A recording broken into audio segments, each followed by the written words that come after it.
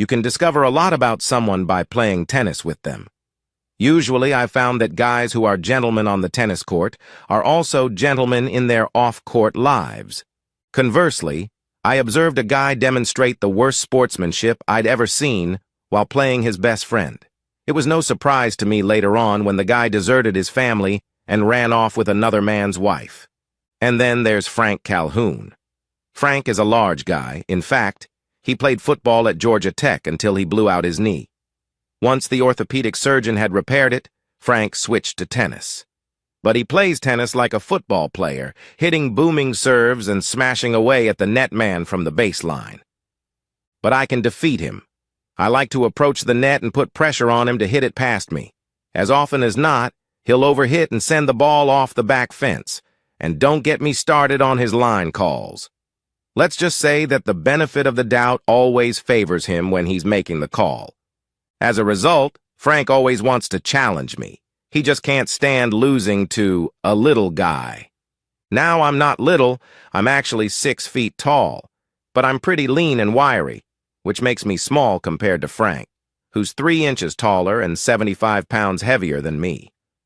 Not surprisingly, I don't really care to play with Frank, but he's hard to avoid because we both reside in the Eden Point subdivision north of Atlanta.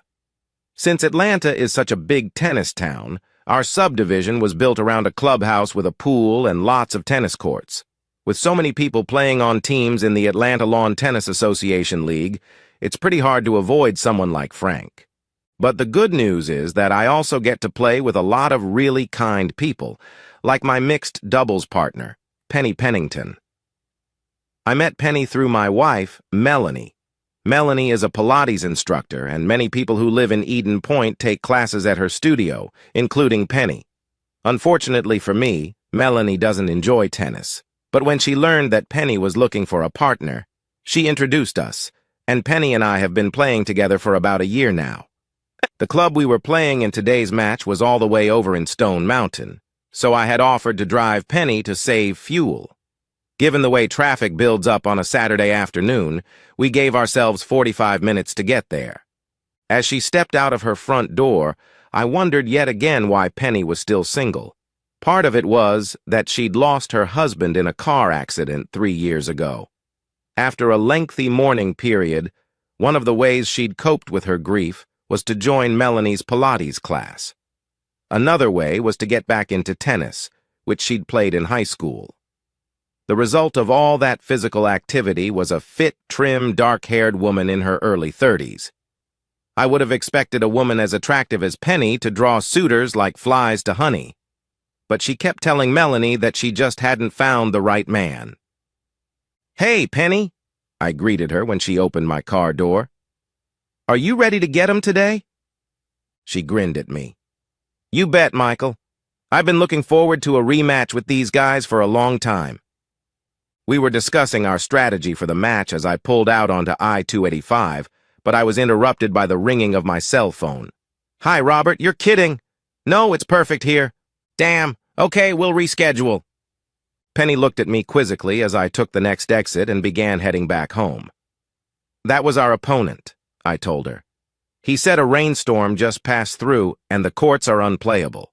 Atlanta is notorious for isolated showers that can drench one area of the city while the sun is shining brightly only a few miles away." Penny was clearly disappointed. "Darn it, I was really looking forward to playing today." "Listen," I said, "why don't we go back to the club? We can get in some practice, and maybe there'll be somebody there willing to play." When I pulled into the main entrance to Eden Point, I turned off on the road to my house. "I just want to stop and pick up my check for this quarter's club dues," I told Penny. "I won't be but a minute." I parked at the curb and dashed to the front door. I'd written the check last night and left it on my dresser, so I knew just where to find it.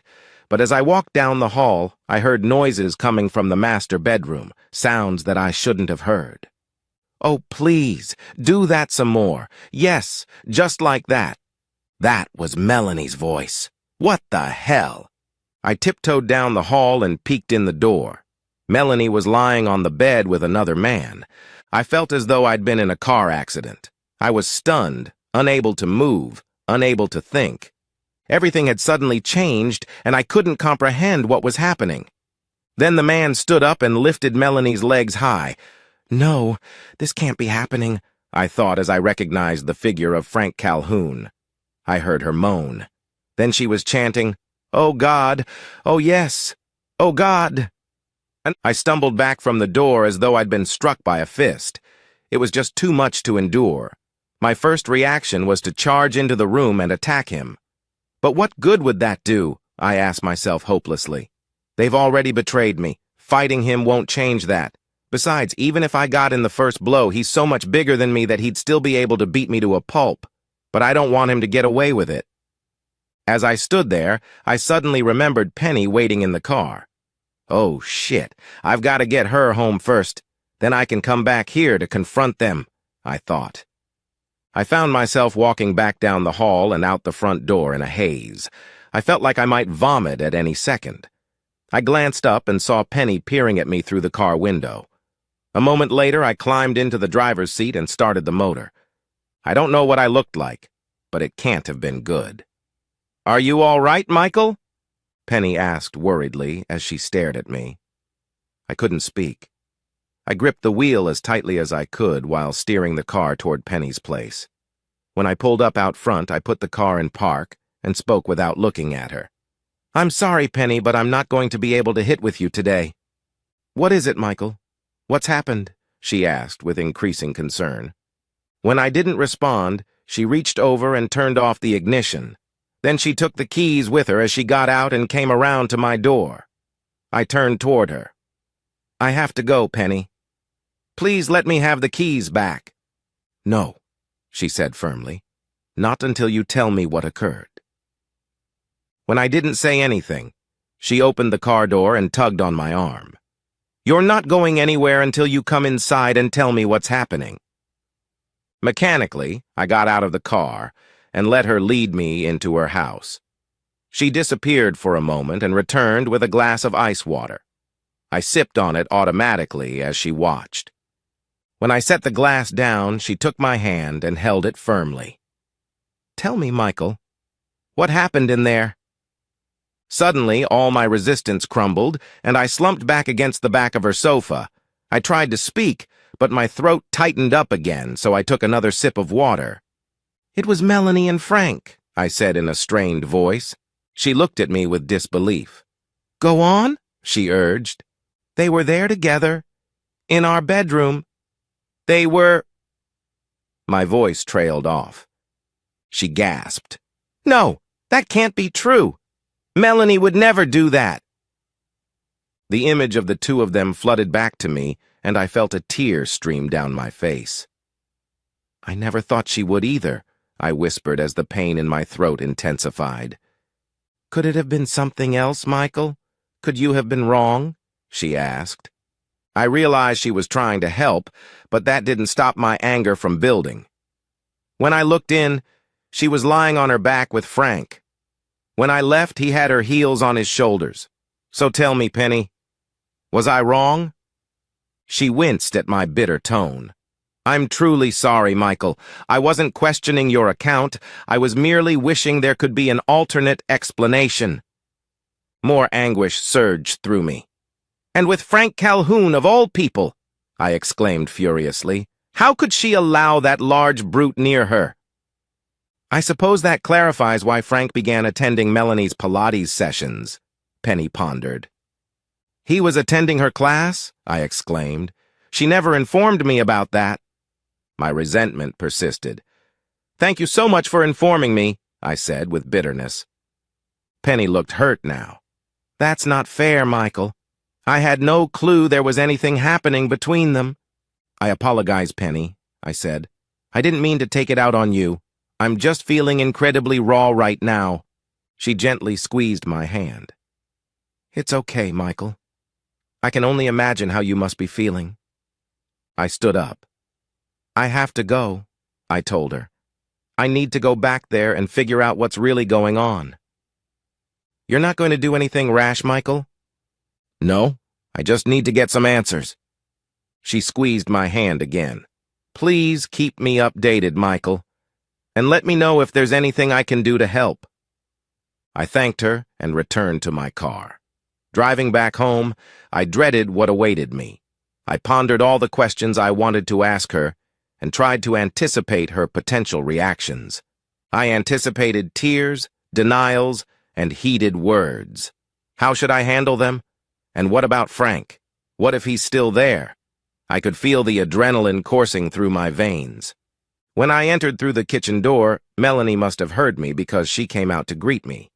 She was in her robe, her hair wrapped up in a towel. "You're home early," she remarked cheerfully. "How was the match?" "We got rained out," I replied curtly. "Oh, I'm sorry you didn't get to play," she sympathized. "I bet Penny was disappointed." I simply stared at her. Small talk was the last thing on my mind. "They informed us about the rain just after we departed," I said quietly. She blinked, but her expression remained unchanged. "I returned to the house," I informed her, my heart racing. "I saw you and Frank together." Of all the possible reactions, Melanie's response was not what I had expected. "I regret that you had to witness that," she stated calmly. "Is that all you have to say?" I asked incredulously. "You're cheating on me, and all you can say is that you regret I saw it? Aren't you even sorry? How long has this been happening? Don't you have any explanation?" She crossed her arms and let out a sigh. "Sit down, Michael," she instructed, gesturing towards the breakfast room table. "I'd rather stand," I retorted angrily.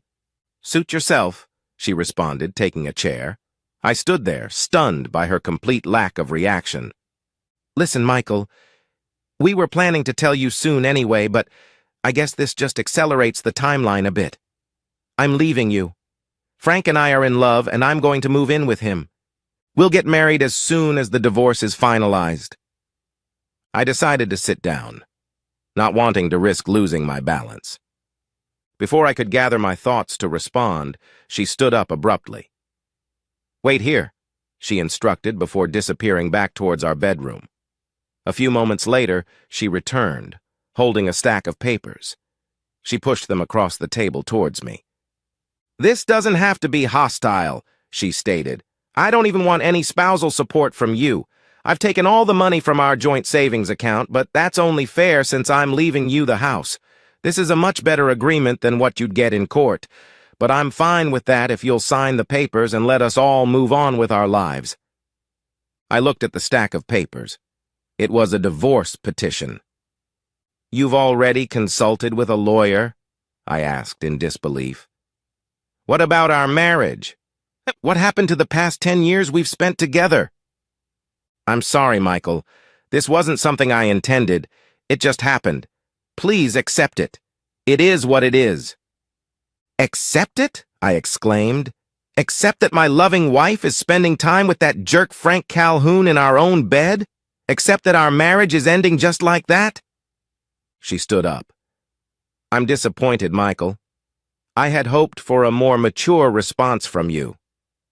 With that, she turned and headed back to the bedroom. I remained seated at the table, staring at the divorce papers before me, trying to comprehend the situation. If someone had asked me that morning, I would have said I loved my wife and that we had a solid marriage. Now, this afternoon, I discovered she's leaving me for another man. Talk about cognitive dissonance.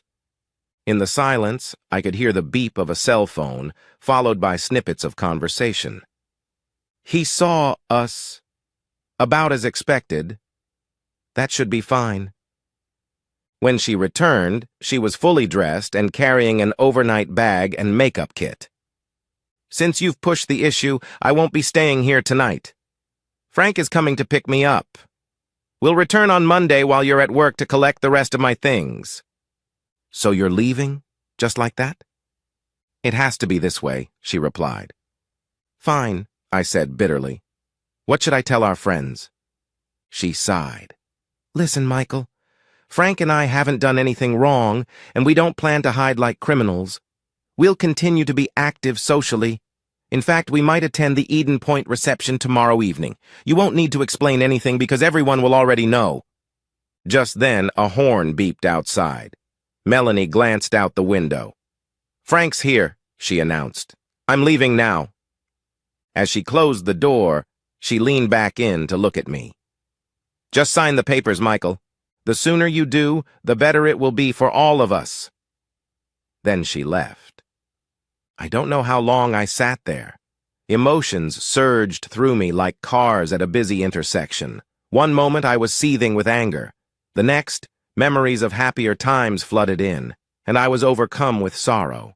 I reminded myself that I had treated her like royalty, then questioned what I might have done to push her away. "I'm better off without her," I repeated to myself, until the weight of loneliness settled in. The sound of my cell phone ringing startled me, and I hurried to answer. Subconsciously, I think I hoped to hear Melanie's voice, but it was Penny. "How are you holding up, Michael?" she asked. "I'm not doing well," I admitted. "She's left me." "I heard," Penny confirmed. "You heard?" I was surprised. "How? Where?" "I'm sorry, Michael," she said sadly. "Frank has been talking about it up at the clubhouse." "Oh no," I thought. "It's already spreading." On Sunday, I called the captain of our men's team. There was no way I could face going there. "I'm sorry, Joe," I explained, "but you'll have to take me off the lineup for today. I've got some personal stuff to sort out." "Yeah, I heard about that," he sympathized. "Sorry to hear it. Take care, buddy." I thanked him, but I knew I was in for more tough times ahead. I spent the entire day indoors. I suppose I was hiding, though I hated to admit it. The TV was on, showing sports, but I wasn't really watching. My mind kept wandering back to my marriage with Melanie. Where did it all go off track? When did her love for me fade away? I was certain she had loved me when we got married right after college. We'd been together throughout our senior year. I proposed to her during Christmas break. She studied health and physical education. And whenever my fraternity brothers saw her in workout attire, they'd tease me. She had that irresistible mix of cuteness, fitness, and allure. I stopped trying to resist the moment I met her. We settled comfortably into married life. I landed a fantastic job in Atlanta, and she secured a position as an instructor at an aerobics class. After a few years, we had saved enough money for a down payment on a house, and we found the perfect place in a new development called Eden Point.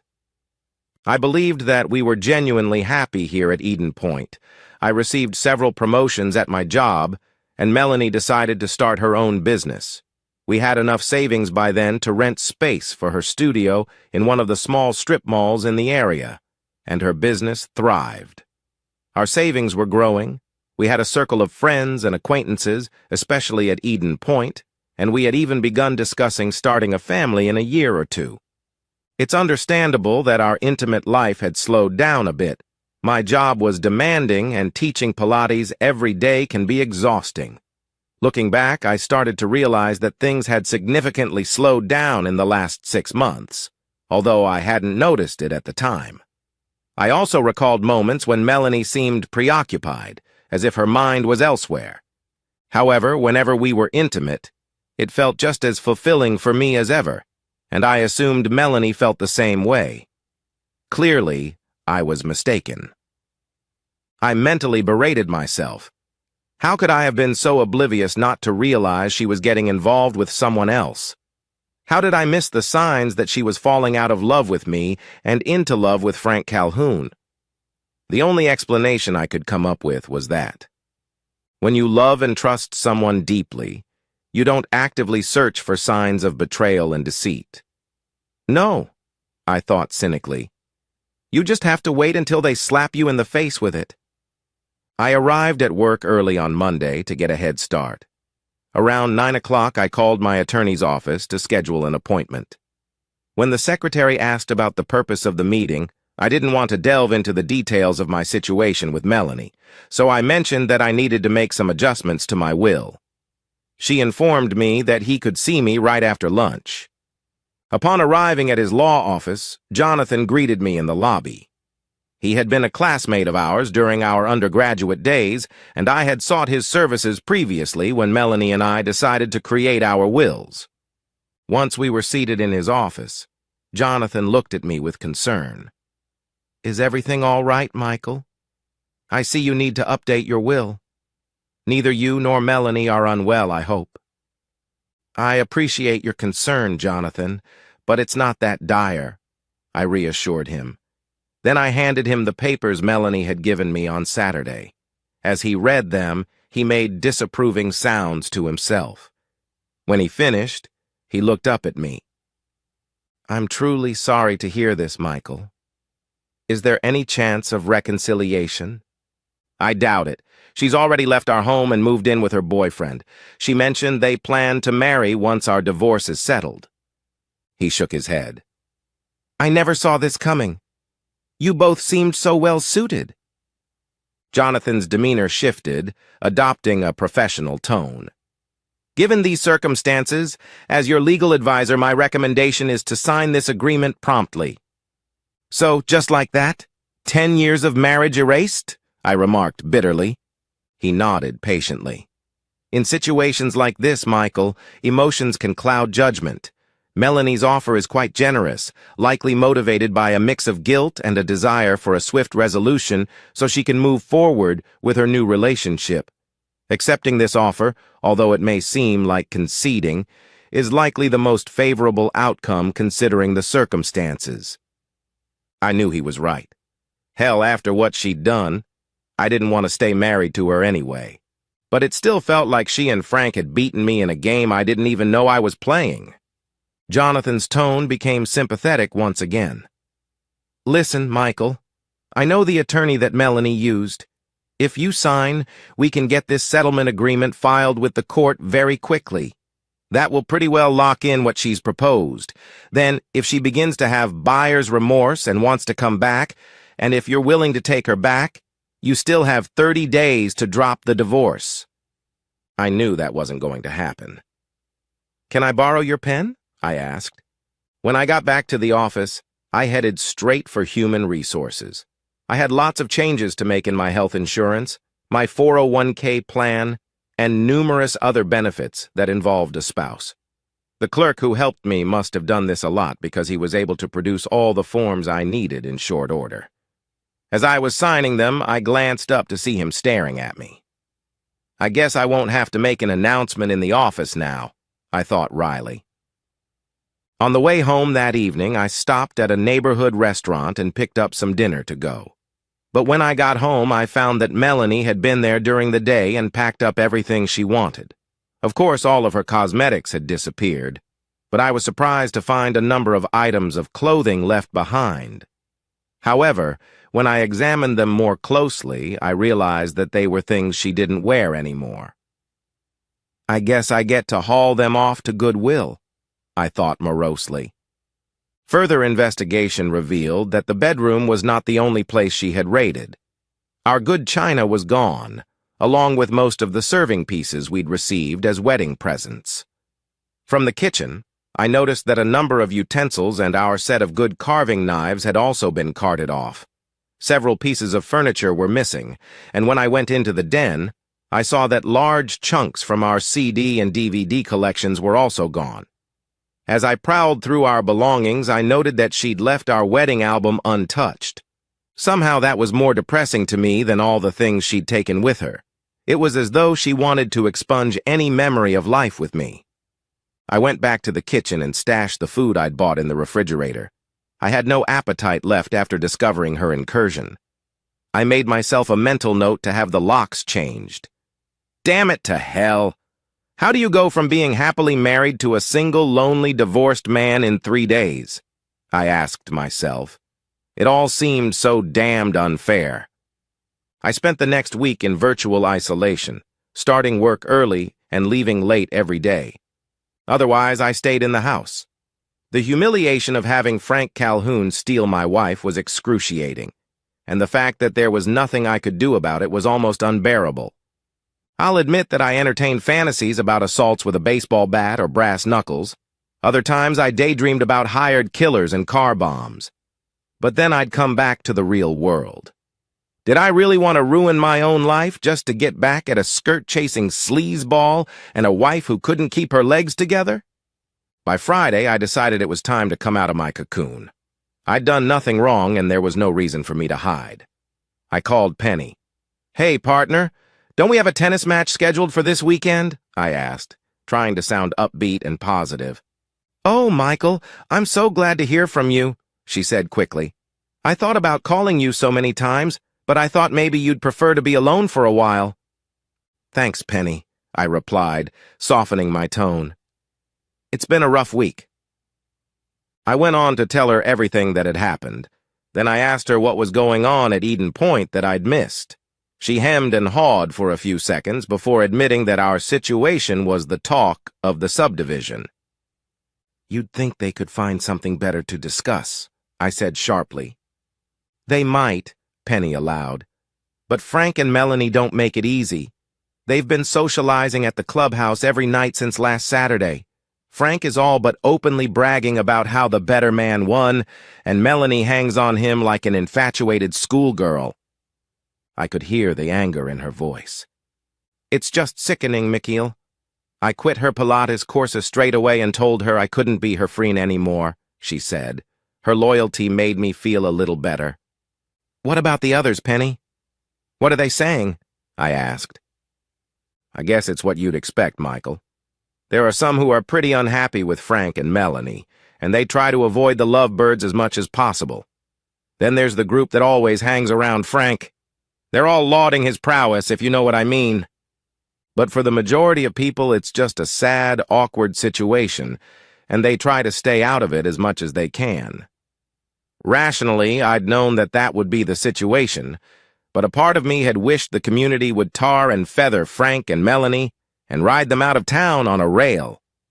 But I was determined not to let my disappointment hold me back. "Be that as it may, I'm not going to spend the rest of my life in hiding," I told Penny. "We're scheduled to play on Saturday, and unless you'd rather not, I intend to get out on the court with my partner," I told her. "I'm glad, Michael," she told me fervently. "You can count on me." I deliberately drove over to the tennis courts a little late so as to avoid conversations about topics I didn't want to discuss. It didn't help much. As I walked up to the tennis pavilion, I could feel the eyes of my neighbors and teammates on me. I could understand their curiosity, but I still hated the feeling. When she saw me, the captain of our mixed doubles team came rushing up to me. "Michael, I'm so sorry.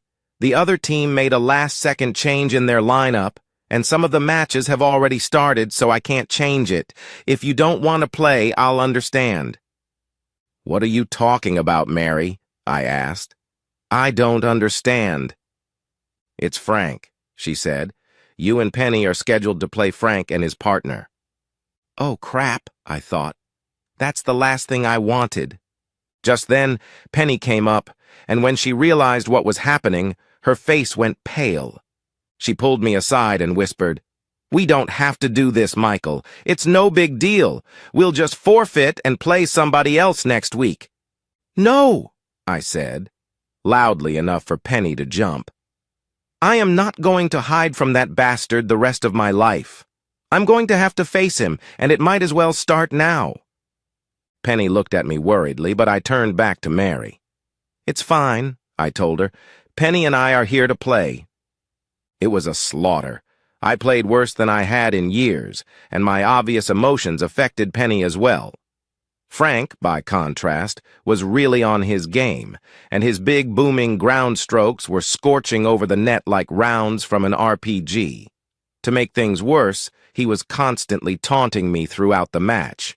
"Come on, Michael, you can hit it harder than that," he yelled, after I floated a weak shot that he smashed for a winner.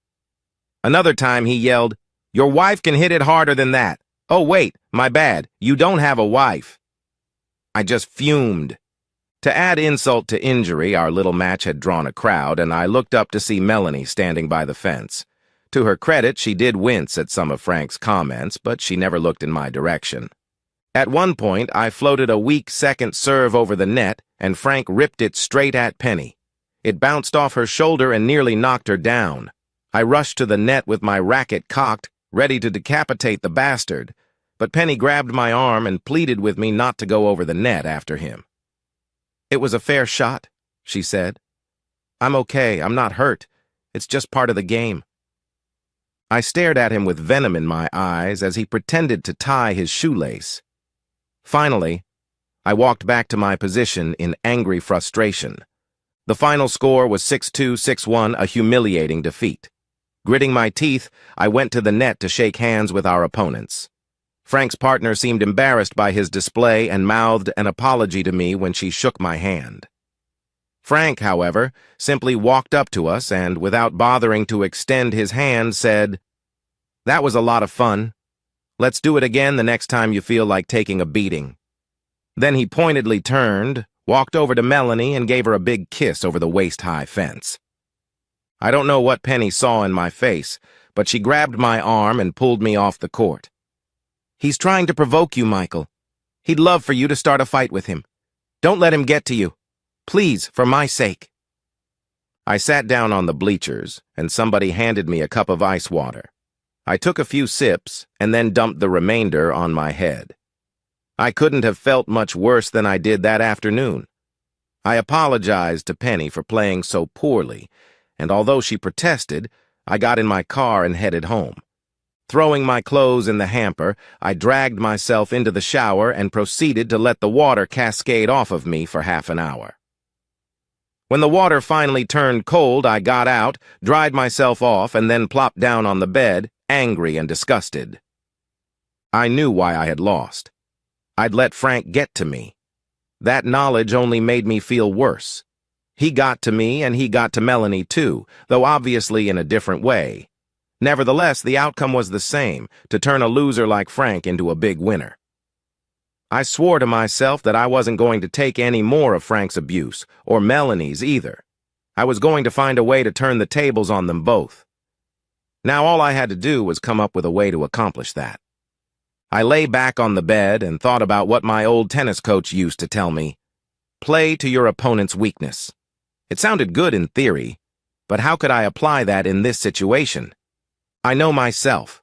Once I start working on a problem, my brain will keep attacking it even when my conscious mind turns to other tasks. In fact, I've often found that if I leave a problem alone for a while, when I come back to it, the solution is easy to see. And that's what happened in this case. I chewed on the challenge for a while, and then set it aside to spend most of Sunday catching up on the yard work that I'd neglected. By that night, I was tired enough that falling asleep was no problem. When I got into work the next day, I realized I had a possible solution. It's probably going to be expensive, I thought to myself, but if it works, it'll be worth it. About mid-morning, I gave a call to one of our top sales guys. "Hey, Jerry," I said when I reached him. "Any chance you could have lunch with me today? My treat." "Sure, Michael, especially if you're buying." We met at a bar and grill. I know that's a little rundown, but has great food. After we'd ordered, Jerry looked over at me. "Hey, Michael, I was really sorry to hear about you and Melanie. I thought you guys had everything going for you." "Yeah, me too, Jerry, me too. But actually, that's sort of why I wanted to talk to you." "Sure, Michael, I'd be glad to help any way I can." "Okay, Jerry, so here's my question. When you're entertaining your best clients, have you ever had occasion to use an escort service?" He looked at me oddly. "No, Michael, absolutely not. That's against company policy, and I would never do that." I leaned over the table toward him. "Jerry, this is not a company issue, and we're not on business here. This is strictly personal, if you know what I mean." He looked at me for a few seconds, and then light dawned in his eyes. "Oh, I get it," he said. "I guess it's been a long dry spell for you. What with the wife splitting and you being out of the dating game and all?" He paused and then leaned closer to me. "Sure. I know one of the top services in the city. But listen, Michael, they cater only to the biggest hitters. Understand? Their girls are unbelievable, but I think they may be way out of your price range." I smiled at him. "You let me worry about that. Just tell me how to get in touch with them and what to expect." And over burgers and brews, he did exactly that. I was nervous that afternoon as I went over the notes I'd made during lunch. I hoped I was doing the right thing. Then I remembered Frank taunting me and Melanie's cold-eyed announcement that she was leaving, and I decided to go for it. I called the number Jerry had given me, and a pleasant male voice answered. "Hello? May I help you?" "Yes, I'd like to speak to Mr. Henry Miller," I said, as I had been instructed. "This is Mr. Miller," the voice responded. "What are you looking for?" "Something from the Grove Press," was my response. "Please give me your name, sir." I thought about using a pseudonym, but Jerry had been very explicit about the need to identify myself accurately. "They're always worried about the Vice Squad," he told me. "They'll go to great lengths to make sure you're not a cop trying to set them up." I gave him my real name. "Are you calling from your office?" Mr. Miller asked. "Yes," I replied, "but this is a personal matter. It has nothing to do with my company." "I quite understand, sir. Now would you give me the switchboard number where you work?" "Sure," I said. "But wouldn't you rather have my direct line instead?" "No," he replied. "I will call the main number and ask for you, then we'll be able to attend to your business." Pretty clever, I thought to myself. If he calls and the operator answers, he knows he's calling a real company, not the police station. And if she transfers his call to me, he'll know I'm really an employee of the company. It's not foolproof, but it's pretty darn good. I gave him the main switchboard number, and he hung up immediately. A couple of minutes later, my phone rang, and the operator transferred a call to me. It was Mr. Miller. Next, he asked me for my cell phone number. "This will allow us to contact you outside working hours, if that is required," he explained. After I'd given it to him, he went on. "Now that we've dispensed with the identification process," he said smoothly, "please tell me how our service may help you." "I'm looking for a very special companion who can be available for a series of occasions that may stretch over a month or more." The voice said. "That's a bit out of the ordinary. We don't usually make commitments for such an extended period of time. We may be able to help you, but it will be expensive." He quoted me a price that made my eyes water. I gulped. "That will be fine, Mr. Miller." "Very well. Do you have any special requirements?" "Yes," I said. "She has to look like a goddess." He chuckled. "Beauty is in the eye of the beholder, sir. But I think you'll be able to find a companion suitable for your needs." He paused. "Do you have a pen handy?" When I assured him that I did, he proceeded to give me the address for their website. I noted that the URL began with HTTPS, indicating a secure server. When I had it down, he told me to my amusement that when I was prompted for a username to enter Anais Nin, then he gave me a numerical password. "Please understand, sir, that both the username and password will change after your selection has been made. This is for your security as well as our own." When I acknowledged my understanding, he went on. "Now, about the matter of payment, sir. Once you have made your selection and she is scheduled for a session, your credit card will be charged in the amount to which you have just agreed. In addition, our clients are expected to show their appreciation directly to our companions. If everything is satisfactory, we recommend a gratuity of 25%. I did some quick mental mathematics. This had better work, I thought, or I'm going to be broke as well as humiliated. "Very well, sir. Whenever you are ready to make your selection, please proceed to our website. You will be able to make all other arrangements there. Good day, sir." With that, the line went dead. I waited till I got home that night to access the website Henry had given me. The main screen identified itself only as Capricorn Services, with the tagline, "Catering to the needs of the most discerning clients."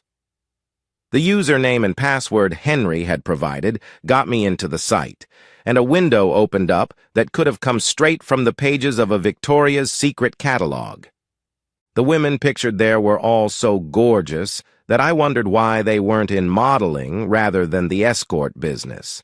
In fact, I even wondered if the pictures could have been copied from some modeling site as part of some kind of bait-and-switch con.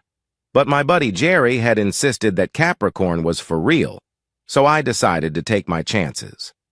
I had assumed that I would choose a blonde for my purpose, but a photo of a woman with dark shoulder-length hair caught my attention, and I impulsively clicked on Rhiannon. The confirmation that appeared on my screen assured me that Rhiannon would contact me within 24 hours to arrange our meeting. Next, I was prompted for my credit card information. Once the card number and expiration date had been verified, the screen went dark, and I was suddenly kicked out of the site. Out of curiosity, I tried to go back to the Capricorn website, but the welcome screen wouldn't recognize the username and password this time, and after a second try, I was kicked back to my home page. I was pretty impressed by the security their system used, and decided that was a hopeful sign. If they went to that much trouble, maybe their service was as good as Jerry had indicated. I was on pins and needles the next day waiting for Rhiannon to call. At one point, I even considered backing out of the deal. My little plan was going to be very expensive to implement, and there was no guarantee of success.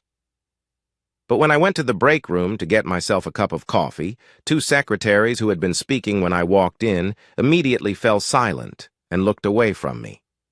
It didn't take a genius to figure out who was the subject of their conversation. The pain of being the subject of office gossip strengthened my resolve. No matter what, I wasn't going to continue to be the helpless victim if I could do anything about it. It wasn't until after dinner that my cell phone rang, and when I answered, a melodious voice said, "Hi, Michael. This is Rhiannon calling. I'm looking forward to meeting you." I gulped and then responded, suggesting that we meet for dinner to discuss my request. When she agreed, I suggested the same grill where Jerry and I had eaten. It was small, dark, and far enough away from Eden Point that I'd be unlikely to run into one of my neighbors. She laughed. "How interesting. I don't believe I've had the pleasure of eating there before. I'll look forward to seeing you there." With that, she hung up. Here we go, I thought. The grill wasn't very busy on a weeknight, which was one of the reasons I'd picked it, and the low lighting also suited my purposes. But when she walked in the door, it was as though a spotlight was shining on her. She saw me stand up nervously, and she walked over and shook my hand confidently.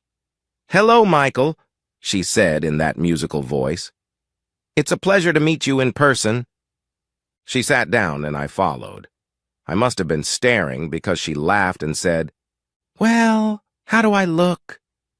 We've all seen movie stars on the big screen or models in magazines. They're gorgeous, but they're not real. But now I was meeting one of them in person, and the impact was overwhelming.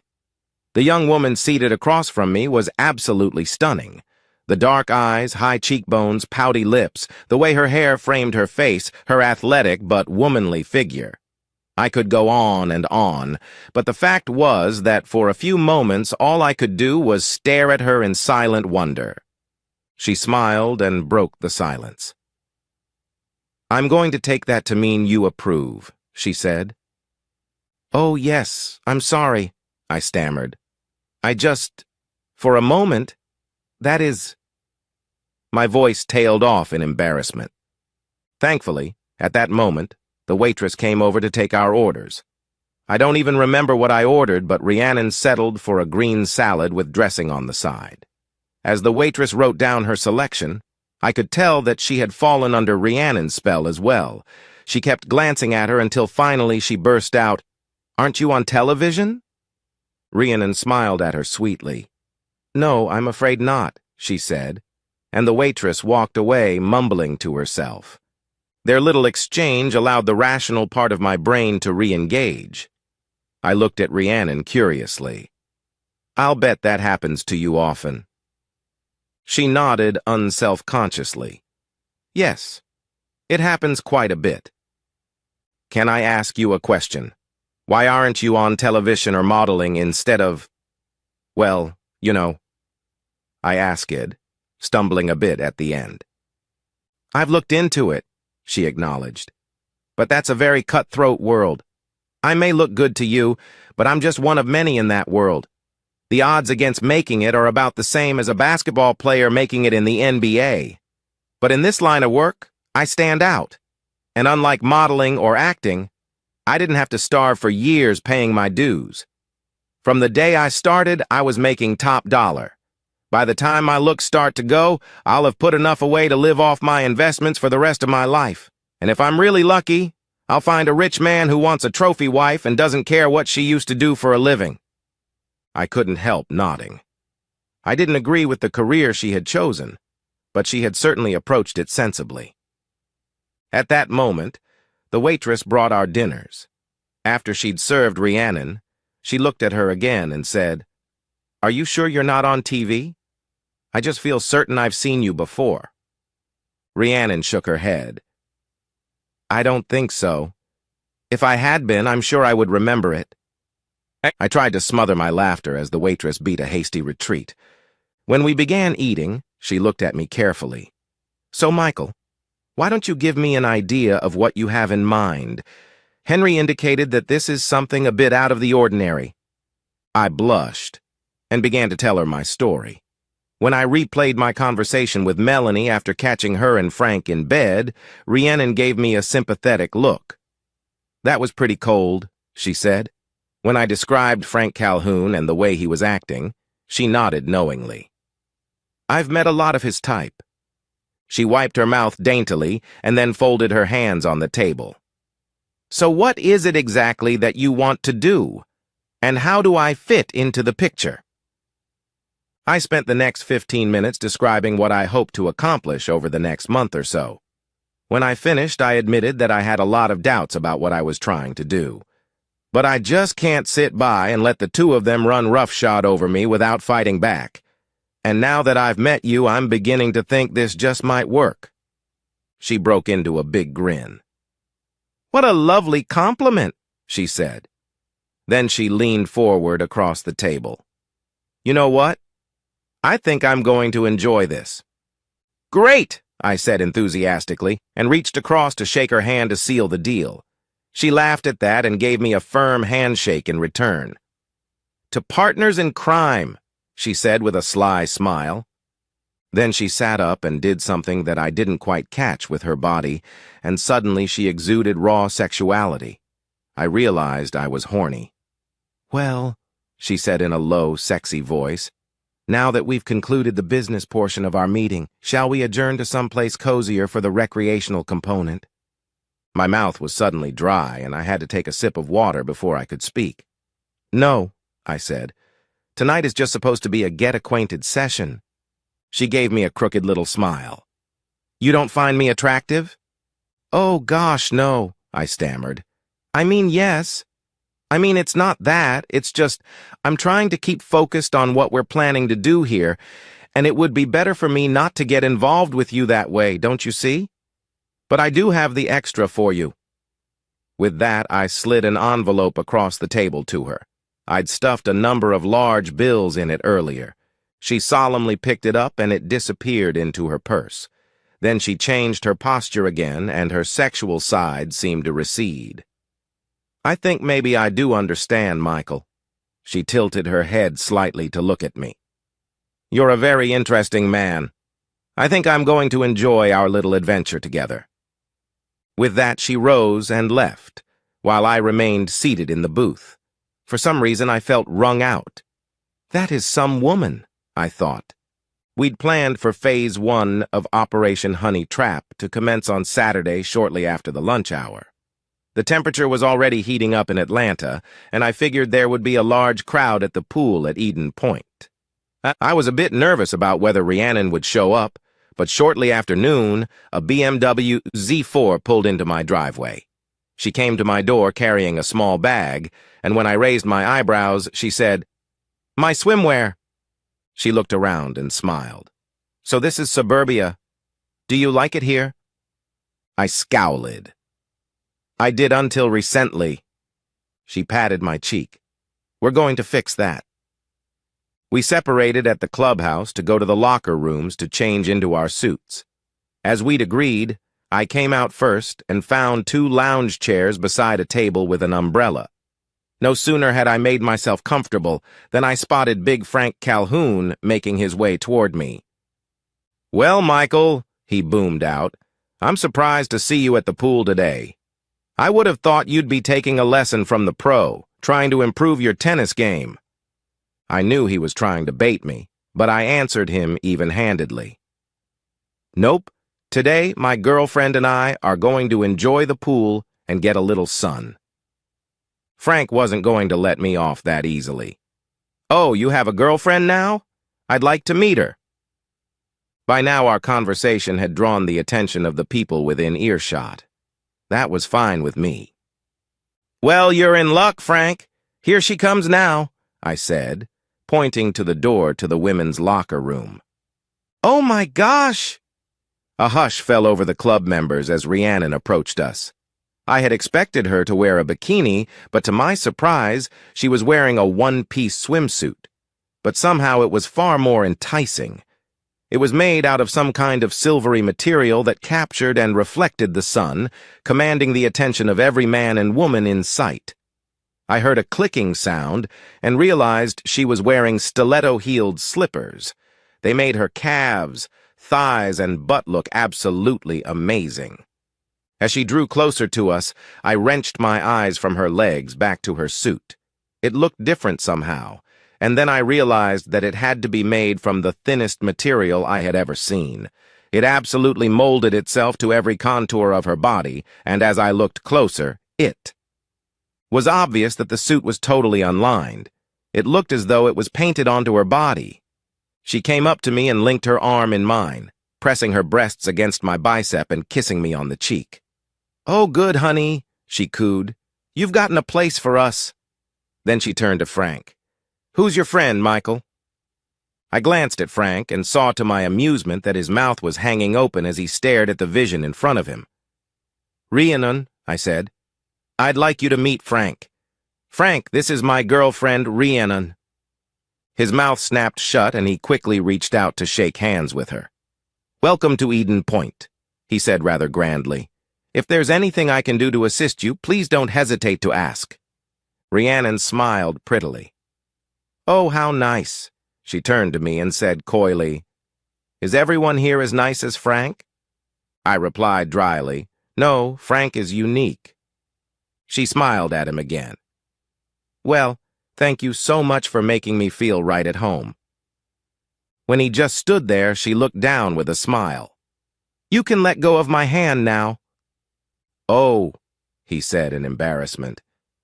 "Well, I have to get going. I hope I see more of you, Rhiannon. I hope I see you around again." With that, he turned away awkwardly and returned to the other side of the pool, repeatedly glancing over his shoulder as he went. I glanced in that direction and spotted Melanie sitting there with her arms crossed. She didn't look happy.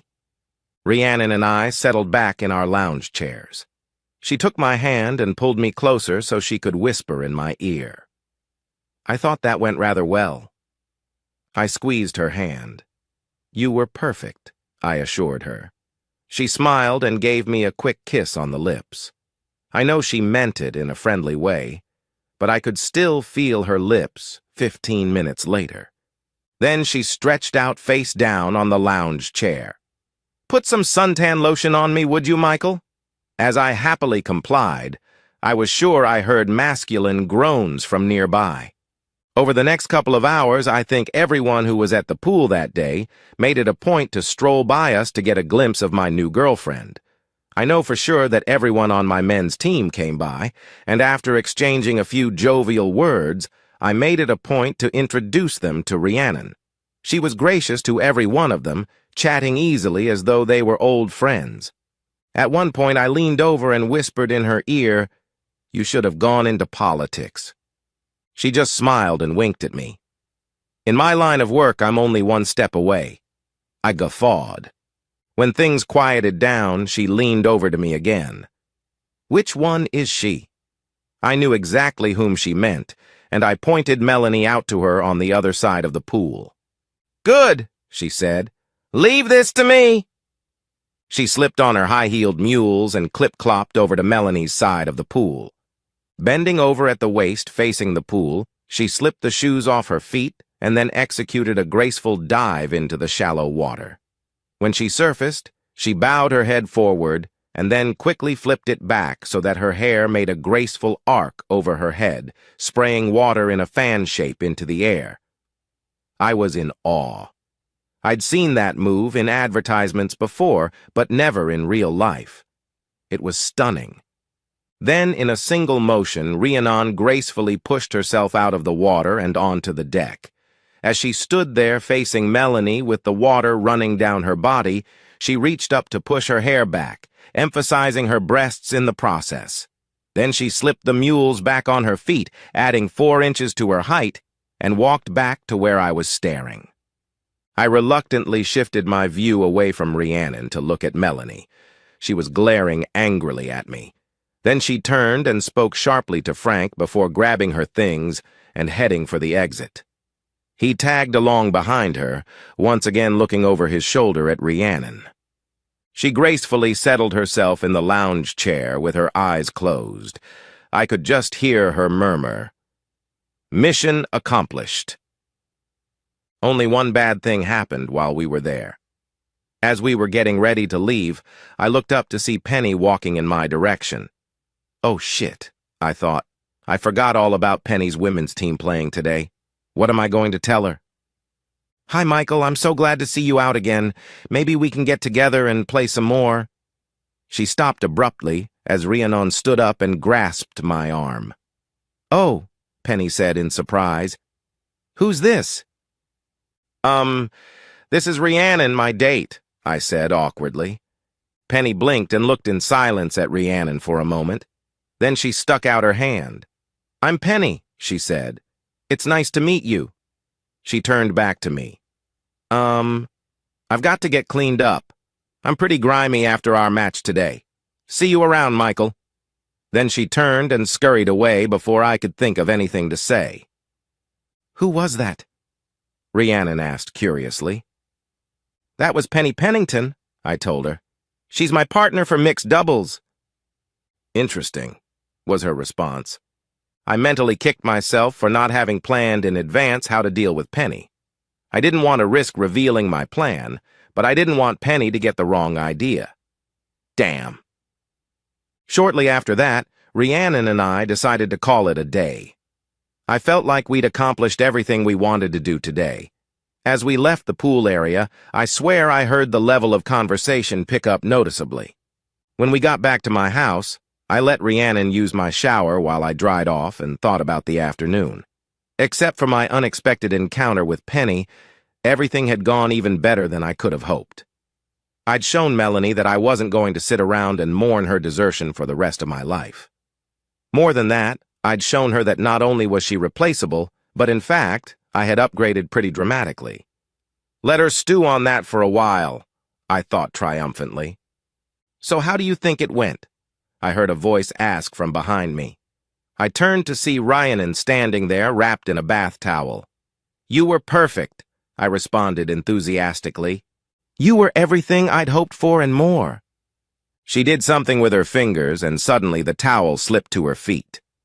"Would you like to celebrate?" she asked coyly. For a moment, I stood there, unable to breathe. Everything about her was absolutely perfect. Her breasts sat high and proud on her chest, not huge but perfectly proportionate to her frame. There was not an ounce of fat on her. Instead, her abdominal muscles were well developed and inevitably drew my eyes down to her mound of Venus, which was smooth and totally bare. From there, her legs seemed to stretch on forever, strong and perfectly formed. I gasped and realized I'd been holding my breath. Steeling myself, I stepped over to her, bent down, and handed her the towel she dropped. "I'm sorry, Rhiannon. It's just not the right time." She smiled. "Okay, I was just checking."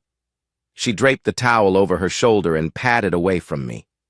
Oh my, I hadn't gotten a look at her ass before. When she came back out, she was dressed and her bag was packed. I handed her a sealed envelope. "Thank you," I said fervently. Today was exactly what I wanted. She cocked her head again in that funny way she had and looked at me. "Do you want to get back with Melanie?" she asked suddenly. I flinched. "No!" I said vehemently. "That wasn't some one-time error in judgment or loss of control. She deliberately tossed me away like some piece of trash she didn't need anymore. I would never have her back under any circumstances." "That's what I thought," she said, "but I just wondered. Anyway, are we still on for next week?" "Oh, absolutely," I said with a big grin. During the week, I made it a point to go to tennis practice at the club. I wanted everyone to know that I was done hiding. "Glad you're back and have come out swinging," our team captain told me. My team members greeted me with slaps on the back and broad winks. Behind my back, I heard someone say, "Lucky son of a bitch!" I smiled. I knew what kind of an impression Rhiannon could make. A couple of days later, I came back to the courts for mixed doubles practice, but I couldn't find Penny anywhere. Our captain told me she'd phoned in sick. When I got home after practice, I called her right away. "Are you okay, Penny?" I asked. "It's not like you to be sick." "Oh, it's nothing serious. Probably just a little bug going around." "Can I get you anything?" I asked. "I'd be glad to bring it over to you." "No," she said sharply. "I mean, thanks, but I don't really need anything. Anyway, it would be better if you stayed away. I don't want you to catch whatever I've got." "Well, okay," I said hesitantly. "But if you start feeling worse, give me a call right away. I'm concerned about you." She gave me a vague promise and then said she needed to rest, so I let her go. I wasn't happy about it. Penny was always so healthy and vital that it disturbed me to think anything might be wrong with her. And our little run-in at the pool last Saturday probably didn't help any, I thought. I still felt like I couldn't tell her about my honey trap for fear of screwing things up, but I just hated to have Penny get the wrong impression.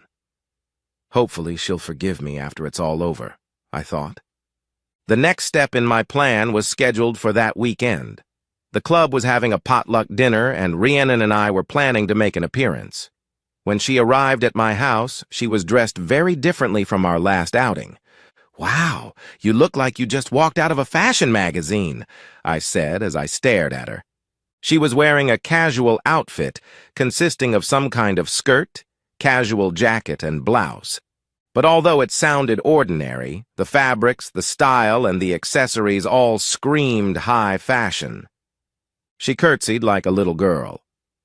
"Thank you, kind sir. Actually, Nordstrom's just got these in," she said. "But don't worry if you're not familiar with the labels. Tonight my primary target is the ladies, and one lady in particular." "Well, I can't speak for the wives, but I think you're still going to have quite an impact on the men," I told her sincerely. As we pulled into the parking lot in front of the clubhouse, Rhiannon turned to me and said, "We need to change our tactics a little tonight. We need to split up and mingle with the people here. That will let me do what I need to do." "Sounds good to me," I told her. When we walked onto the patio area where the supper was being held, I could tell immediately that we'd both been right. Once again, most of the men just openly stared as Rhiannon walked by. The wives were a bit more subtle, but I heard more than one comment about Rhiannon's outfit that evening. Several of the bolder women made a point of asking her where she'd found her clothes, and Rhiannon was soon cheerfully exchanging shopping tips with them. After a bit of mingling, she and I got back together to eat. "Having any luck?" I asked her quietly. "Oh, I've been a very busy girl," she said seriously. "I've learned so much about what the wives think about the situation with you, Melanie and Frank. More importantly, I've been making life miserable for your ex. I've also been flirting pretty heavily with her fiancé, and she didn't like that one bit." I just grinned. It was obvious that Rhiannon knew exactly which buttons to push. I was chatting with one of my teammates when Melanie walked by and motioned to me. Curious, I followed her to see what she wanted. When she turned to face me, I could see that her face was red with anger. "Well, it looks like you've wasted no time getting back into the dating game," she said huffily.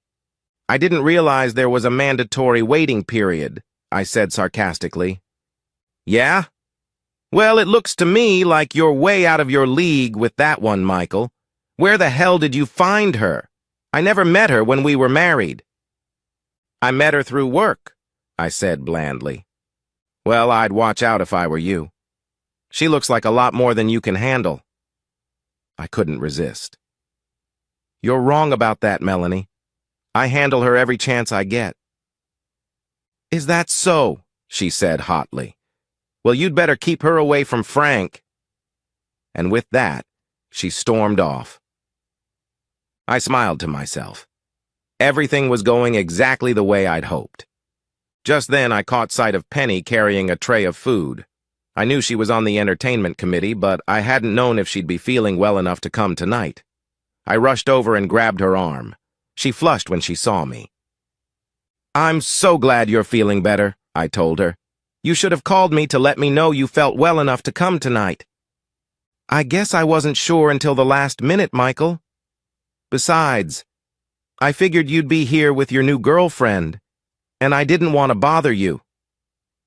Just then, Rhiannon walked by, laughing and talking with one of my teammates. And I see that I was right, Penny went on with a scowl on her face. She started to walk away, but I grabbed her arm again. Wait, Penny, we need to talk about our next match. She hesitated and then apparently made a decision. About that, Michael, things have gotten really busy for me lately, and, well, I've decided to drop mixed doubles and just focus on the women's team. I was shocked. You can't do that, Penny, I blurted out. You're my partner. Who will I find to play with? Penny looked over my shoulder, and when I looked around, I saw Rhiannon standing there. You'll find somebody, Michael, Penny said. Now please let me go. I need to get this food out. When I released her arm, she darted away. Rhiannon took my hand and walked with me toward a vacant table. Once we were seated, she leaned over and whispered, Just so you know, that girl is in love with you. What? No, that's crazy. She's my tennis partner. She was in Melanie's Pilates course. And if I'm not mistaken, Rhiannon went on, ignoring me, you might just be a little in love with her too. No, I protested. You're way off based on that. She's just a good friend. Maybe, she said skeptically. In any case, I think we've done all we can for tonight, so let's get out of here.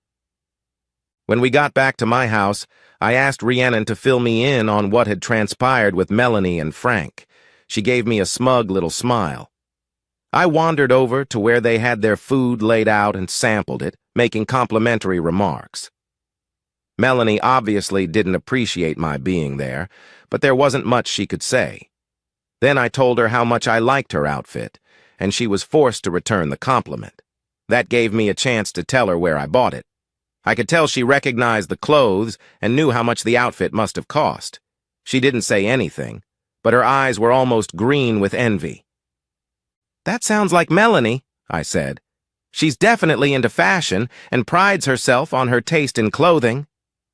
Just then, Rhiannon continued, one of the other ladies asked Melanie for her help in the kitchen, and though she didn't want to, she had to leave me alone with Frank. Once she was gone, I reached over and tried another sample of their dish. As she spoke, Rhiannon reenacted what she had done. She bent over at the waist and her blouse fell away, revealing her ample breasts barely restrained by a flimsy bra.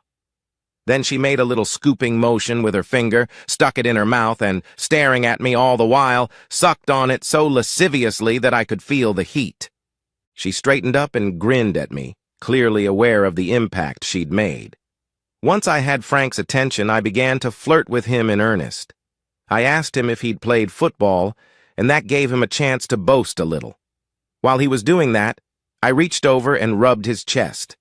I commented on how much bigger he is than you, and I told him I liked big men. She snickered. I thought he was going to come right there at the table. Wow, I said. No wonder Melanie was so hostile. I do what I can, she said with obvious false modesty. And I can't believe that Frank would believe you were coming on to him, I added. She laughed derisively. Guys like Frank are so full of themselves that it would never occur to them to question a woman's interest. What's so ironic is that they're usually the worst lovers. I had to grin at that. If what Rhiannon said was true, it would serve Melanie right. I handed her her envelope. "Do you think we're ready for the next stage?" I asked her. "Definitely. Your club's dance will be perfect for what we've got planned."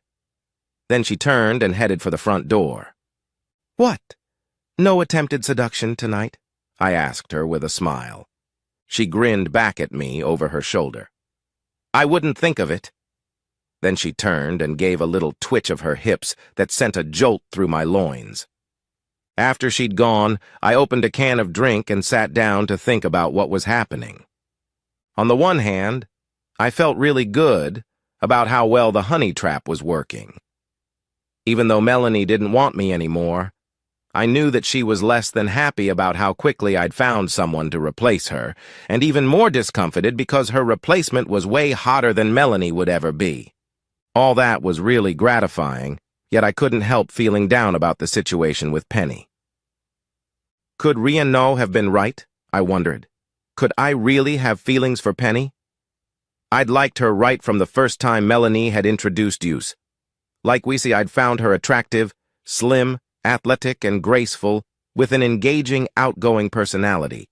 But I'd always been careful to keep our relationship strictly as friends and tennis partners because of Melanie. And I'd been sure that that was the way Penny wanted it too, especially while she was getting over the loss of her husband. I thought about what Rhiannon had said about Penny. That couldn't be true, could it? If Penny was interested in me, why was she avoiding me like the plague? And why did that bother me so much? For that matter, why had I repeatedly turned down the hottest woman I was likely ever to meet in my life? Could my feelings for Penny be a part of that? Finally, I gave up and went to bed.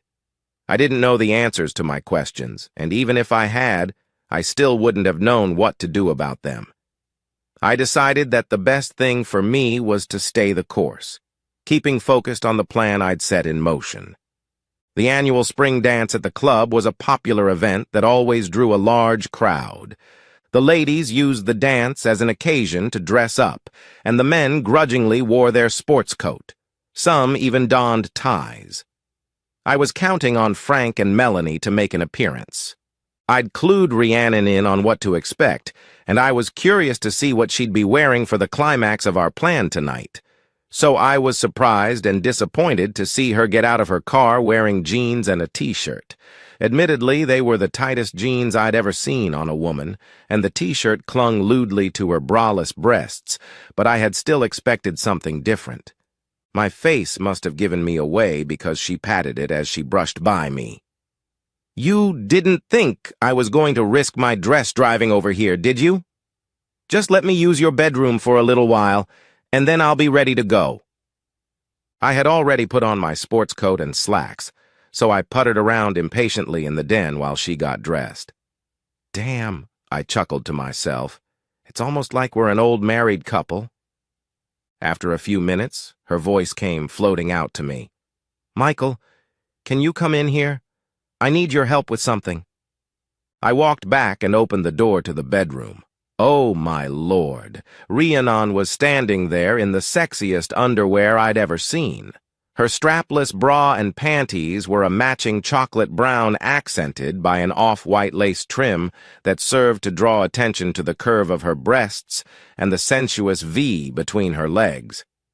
Her stockings were the same deep brown color, and they were held up by a garter belt that drew further attention to her most intimate parts. She made a half step in her stilettos and twirled around to reveal that her panties were actually a thong that revealed the full cheeks of her ass. She turned back to face me. "Will I do?" she asked with a little smile. I couldn't help myself. I took a step toward her, but she stopped me with a smile and an upraised hand. No, not now. I can't afford to have you mess this up. So now that I have your approval, get out of here and let me put my dress on." I think I staggered walking back out to the den. A few minutes later, she emerged. This time she was wearing a strapless dress that was the same off-white color as the trim on her lingerie. The color contrasted perfectly with her hair. As she walked across the floor, I realized that the dress must have been custom-made for her, because the fabric seemed to flow over her limbs like water. I could clearly see the definition of her thighs with every step, and when she turned, her buttocks flexed in clear detail. The slit in the side of the dress came up to just below her stocking top, and when she stood the right way, her perfect leg was revealed to devastating effect. Of course, it didn't help my blood pressure that I knew exactly what she was wearing underneath her gown. I swallowed hard. "I think you may cause some heart attacks tonight," I told her, and I wasn't being facetious. She simply smiled at me and extended her arm so that I could escort her out the door. For the dance, the patio area at the club had been cleared, and paper lanterns had been strung overhead. It was kind of cheesy, but I found myself enjoying the effect of the soft light and tinkling music. Rhiannon slipped into my arms to dance, and I was not surprised to find that she was a far better dancer than I. As we moved together, she rested her head on my shoulder, and at that moment I decided I didn't care if she was a working girl. I just enjoyed the feeling of her body against mine and the pleasure of her company. She raised her head and pulled back far enough to look at me. "You know, this suburban living isn't so bad. A girl could get used to it." Before I could respond, she stiffened. "Uh-oh, battle stations!" I turned in time to see Frank Calhoun headed our way, dragging an obviously reluctant Melanie with him. "Hello, Rhiannon. Hello, Michael," he boomed out. "So glad you decided to join us this evening. How about switching partners for a dance or two?" When I acceded, he whirled Rhiannon away, leaving me and an obviously uncomfortable Melanie standing there. I held out my arms to her. "Care for a dance, for old time's sake?" She reluctantly agreed, and as a new song started to play, I began to dance with her. It was an interesting experience. I'd loved this woman and been married to her for 10 years. Yet after what had happened, the only thing left in me was an intense desire to make her feel what she'd done to me. "So was our marriage really that bad?" I asked. She sighed. "No, Michael. It wasn't like that at all. We had some good years and some good times.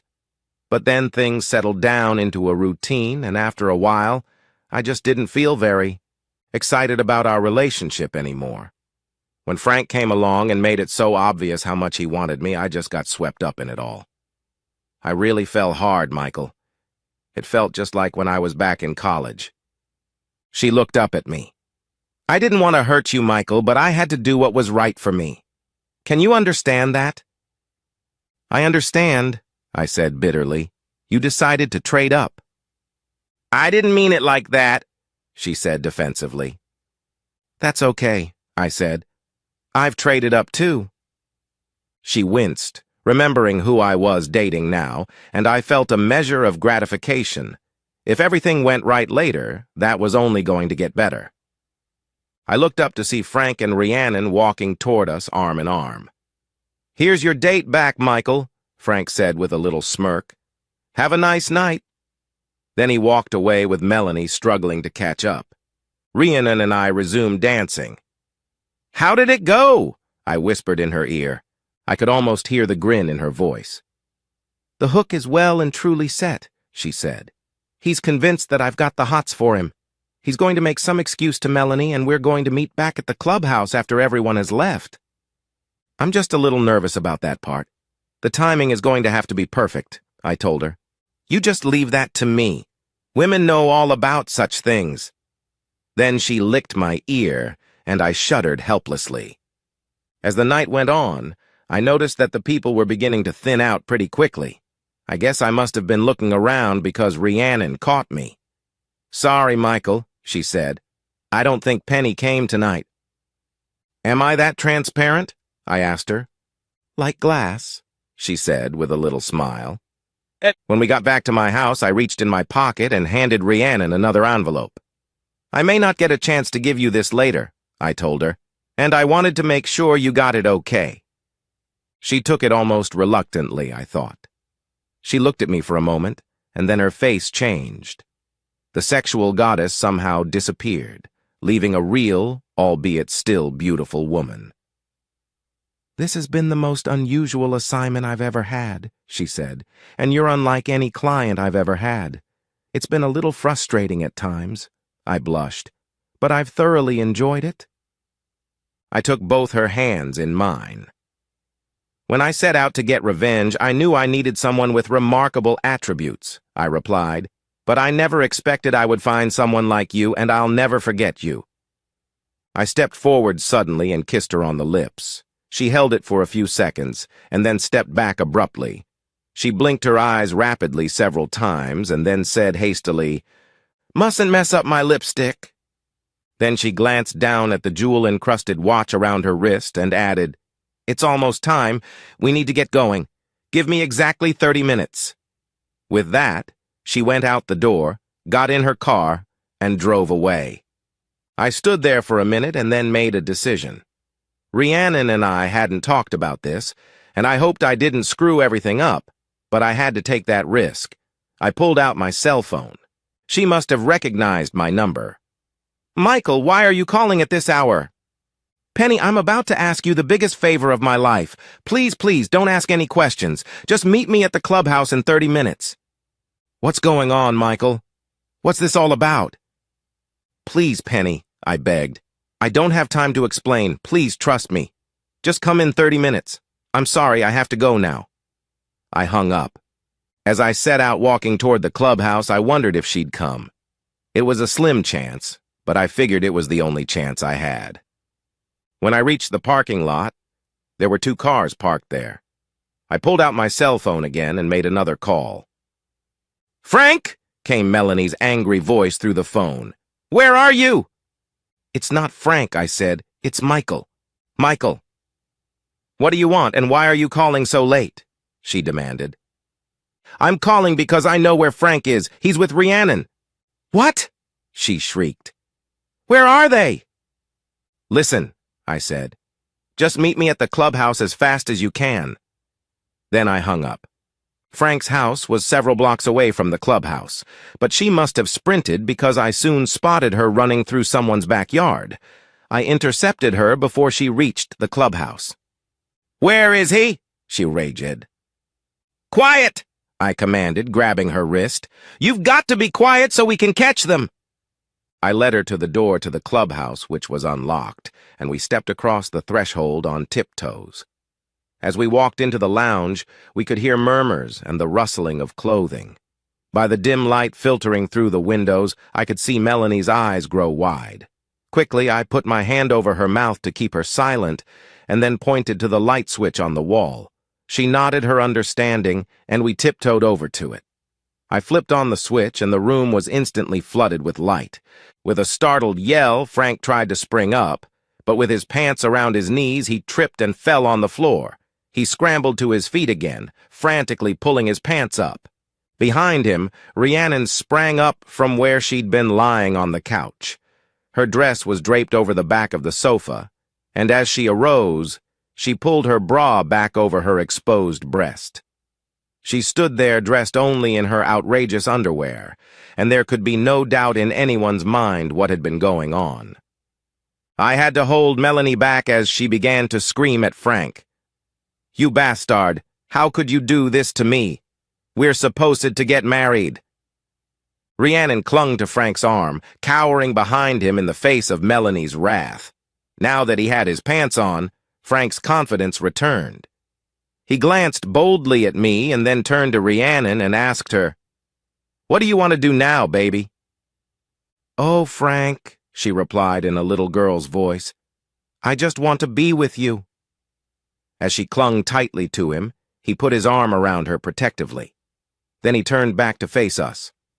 Despite Melanie's distress, his first words were addressed to me. "Well, Michael, it looks like you've lost another woman." I didn't say a word, but Melanie shrieked. "What about us, Frank? What about us?" The big man turned to her. "Listen, Melanie, we had a good thing for a while, but it would never have lasted. Now I've found someone better, and I'm going to be devoting all my time to her." He glanced back at Rhiannon and then turned to Melanie. You can't blame a guy for wanting to trade up, can you? Even in her pain and anger, Melanie couldn't help but glance guiltily at me when she heard those words. Rhiannon turned around and deftly slipped on her dress. Then she turned back and put her arms around Frank's neck. He bent over and kissed her. Come on, baby, let's get out of here, he said, tugging her toward the door. You go ahead, Frank, she said. I have a few things I need to say to Michael. Besides, I don't want to leave my car here. Look, meet me at this bar. She reached into her purse, pulled out a slip of paper, and hastily wrote down an address. I'll be right behind you, honey, she added, stroking the front of his pants and giving him a passionate kiss. He looked at her doubtfully. Are you sure you're going to be okay? He asked. I'm sure, honey. Michael won't hurt me. He's not that kind of guy. Yeah, Frank chuckled. I guess you're right. With that, he headed out the door, and we heard him drive away. While our attention was on Frank, Melanie managed to wriggle out of my grasp. She screamed, You jerk! And ran at Rhiannon with her claws extended. Instead of flinching, Rhiannon calmly stood her ground. When Melanie reached her, Rhiannon took a quick step to the side, grabbed one of Melanie's outstretched arms and fluidly twisted it behind her back. She winked at me. I knew that self-defense class would come in handy. Melanie stopped fighting and Rhiannon pushed her away to face her. Listen, Melanie, there are a few things you need to know, she said. I could care less about your Neanderthal ex-fiancé, and I have absolutely no intention of joining him at the bar where he's headed. Melanie was dumbfounded. But why? Why did I seduce him? Because that's my profession. I'm a paid escort. I've been with dozens of guys like Frank. They all think they're God's gift to women, and they're always on the lookout for the next piece of ass. Do you think he loved you? The only thing he really loved was the chance to finally beat Michael at something. I'm sure he enjoyed being with you, but he relished the chance to get back at Michael even more. So Michael hired me to get a little payback from Frank, and at the same time to show you how it feels when a lover is unfaithful. It hurts, doesn't it? Melanie screamed at that, and then lunged for me. But before I could react, a figure flashed in front of me and shouldered Melanie off her feet. She sprawled awkwardly on the floor. Penny stood over her with her hands clenched. You deserve that, Melanie. After what you did to Michael, you deserve a lot more. Melanie just lay there and began to sob. It looked to me like her feelings were hurt more than her body. Penny turned to face me, and I saw that tears were running down her face.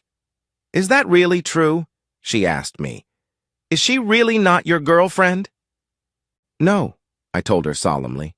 She was my partner in the honey trap we set for Frank and Melanie, but nothing more. But she's so beautiful, Penny protested. I could never compete with someone like her. Rhiannon walked over and put her hands on Penny's shoulders. You silly girl, I was the one who never had a chance. He only had eyes for you. Penny looked over at me again. You mean you never even... Rhiannon interceded again. No, Penny. He never did. I could never get his mind off you long enough to get his hands on me. And believe me, I gave him the opportunity. Penny didn't say anything, but she looked at me with shining eyes. Rhiannon grinned at us both. I think it's time I got out of here. I've had harder assignments than this, but somehow this one has worn me out. At that moment, Melanie picked herself up off the floor. What about me? Where do I go? I can't go back to Frank's house, not after what's happened. Penny looked at her thoughtfully. I don't know what you're going to do tomorrow, but you can sleep at my house tonight. I'm going to go home with Michael. With that, she kissed me soundly. I took her hand and decided not to let it go. But something was bugging me, and I turned back to Rhiannon. What about Frank? Where did you send him anyway? She laughed. That was the address of a gay bar I know. I wonder how long he'll stay there before he realizes I'm not coming. Then her face lost its smile, and she looked at me intently. Good luck, Michael. You're a special man, and I won't forget you. She leaned forward and gave me a gentle kiss. I felt Penny grip my hand even tighter. Then Rhiannon turned to Penny, and her face assumed a fierce expression. "You treat him right, you understand me? If I ever hear you haven't, I'll come back, and this time I won't take no for an answer." The fierce expression left her face, to be replaced by a look I later realized was sadness. She reached out and patted my cheek. "But I don't think I'm going to get that lucky." Then she reached into her purse and stuffed something in my hand. "Goodbye," she said, and then turned and walked out the door, her hips swiveling magnificently. I looked down at my hand. It held 4 unopened envelopes.